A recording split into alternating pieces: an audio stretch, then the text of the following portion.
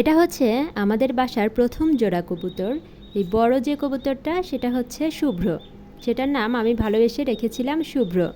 এটা হচ্ছে কালডম জাতের কবুতর। শুভ্রকে দেখেই মূলত আমার প্রথম কবুতর পালার ইন্সপিরেশনটা হয়েছিল। আমাদের সামনের বাসার একটা ভাইয়া ছিল, সেই ভাইয়াটা মূলত কবুতর পালতো। তো একদিন এই শুভ্র উড়ে এসে আমাদের বাসার উঠোনে এসে পড়ে।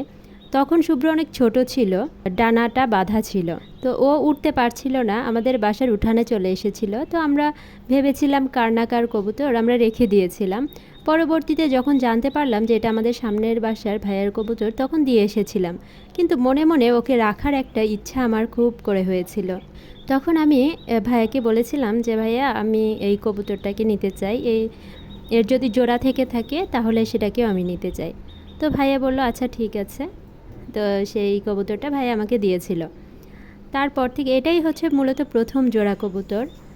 ওকে নিয়ে আসার পর থেকে ওদের থেকেই অনেকগুলো কবুতর হয়েছিল। এই জোড়া থেকে যতগুলো বাচ্চা হয়েছিল আল্লাহর রহমতে সবগুলো ছেলে বাচ্চা হয়েছিল, আর সবগুলোই ওদের বাবা মার মতো, মানে ওদের মতোই ধবধবে ফর্সা দেখতে। ওদের বাচ্চাদেরও আল্লাহ দিলে আলাদা আলাদা সংসার হয়েছে, বউ বাচ্চা হয়েছে, ওরা নিজেদের নিয়ে হ্যাপি আছে। কিন্তু এই জুটিটাকে দেখলে আমার এত ভালো লাগে, ওদের মধ্যে এখনকারও যে ভালোবাসা, শুরুর থেকে আমি সেই ভালোবাসাই দেখছি। সবাই ওদের জন্য দোয়া করবেন।